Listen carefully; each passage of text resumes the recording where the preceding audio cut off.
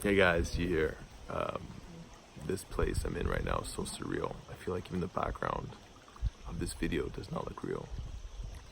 I'm actually here in Ibiza. I'm trying to get a little bit of a view of where we're at here. On the cliff, some surrounding space. And we did a breathwork session this morning. And so I want to share a little bit of video about breathwork and how powerful it can be. And I don't know, have you heard of breath work? There's a few different kinds of breath work. There's ancient, pranayama, the yogic type of breathing. That's where a lot of this stuff I think stems from. It's an ancient science that goes back forever. And I got introduced to breath work through the Wim Hof method. I stumbled across Wim a few years back online, and was most curious at first about climbing a mountain in my shorts. But soon after I started practicing breathwork on like a daily basis, I realized how quickly things started changing. My own physiology, my mindset, the way I felt. And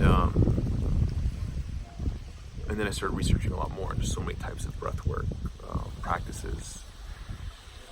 And some of the people that I've brought through an experience, I've created something called the Elemental Awakening Breathwork Experience, which is a combination of movement, breathwork, and guided meditation, and music and sound. And many people have said it's been such a profound experience, sometimes even more profound than plant medicine itself. Because I think what's happening is, as you're, scientifically what's happening is as you're exhaling so much carbon dioxide, most people think carbon dioxide is a waste gas, but it's not. It's actually really important. Carbon dioxide is actually what carries the oxygen, allows the oxygen to be distributed into the cells to be used. And so if you're expelling too much CO2, something called the Bohr effect, which means the hemoglobin in your bloodstream is going to hold on to oxygen. So you're inhaling so much oxygen, but it's not getting delivered into the blood, into the cells, because you're exhaling too much CO2. So what I think happens, and maybe there's scientific proof to prove this, but the body thinks it's dying because oxygen's not getting to the cells. That's why sometimes you'll get like tight hands and vasoconstriction and tingling and numbness. And when that starts happening, in order for, and this has been proven by science, that when you die, DMT is released, and it can actually help to keep the cells alive, DMT.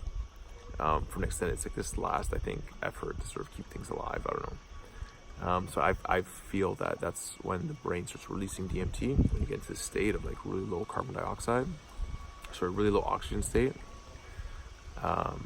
in the blood, because you're expelling so much CO2 and it can't be absorbed. So that might sound a bit confusing. There's even been experiments where they would put someone in a room with very low oxygen, high carbon dioxide. Also, they've gone to this euphoric state, and I think it has to do with DMT being released.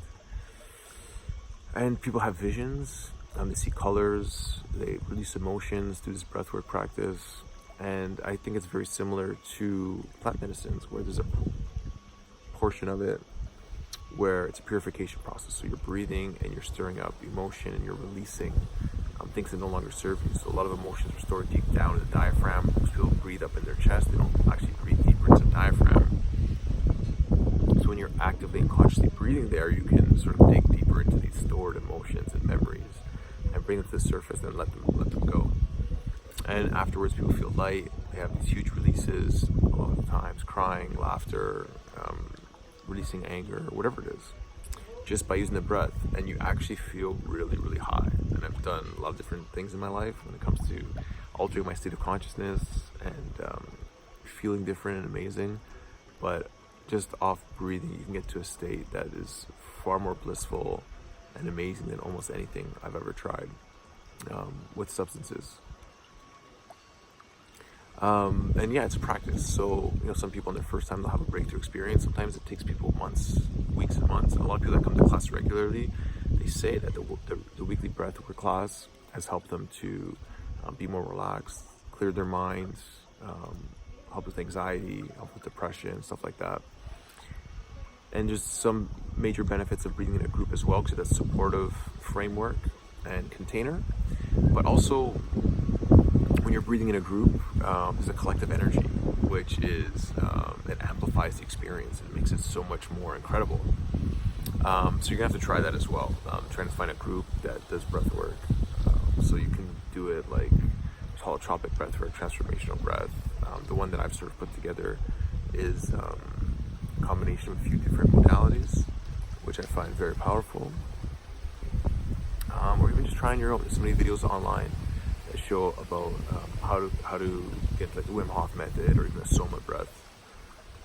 So I'll post some other videos, more sort of tutorials and techniques on some sort of modalities or ways that you can get into your breath.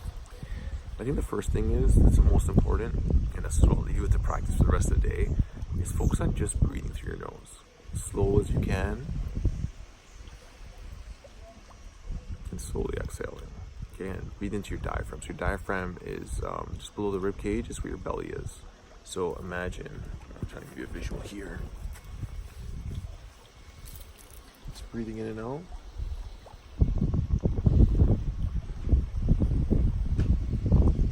Into the diaphragm. Okay?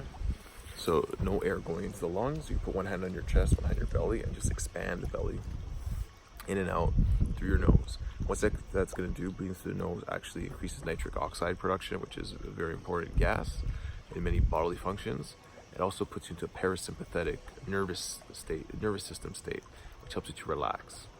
And when you're anxious or upset or angry, you can breathe into your chest, you can breathe shallow, usually through your mouth. That will activate the sympathetic nervous system, fight or flight, adrenaline, cortisol, stress. Okay, so through your nose, relax, into your belly. Just try to do that for the rest of the day, or even just try 10 minutes and see how you feel. Okay?